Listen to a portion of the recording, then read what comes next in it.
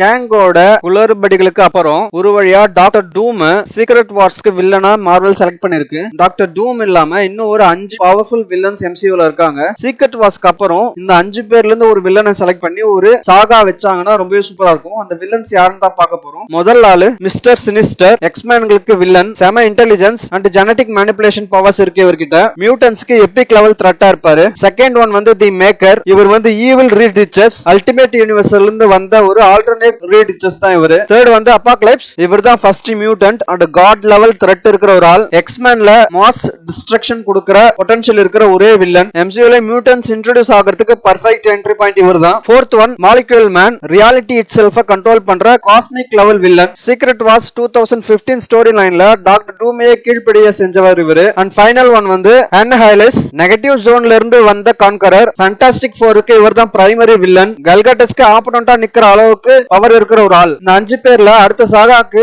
Marvel யார வில்லனா select பண்றாங்கன்றத பொறுத்து பார்க்கலாம் கைஸ். அண்ட் இந்த மாதிரி வீடியோஸ் பார்க்கணும் அப்படின்னா ரீல் பெட்டிங் இந்த சேனலை சப்ஸ்கிரைப் பண்ணுங்க. தேங்க்யூ.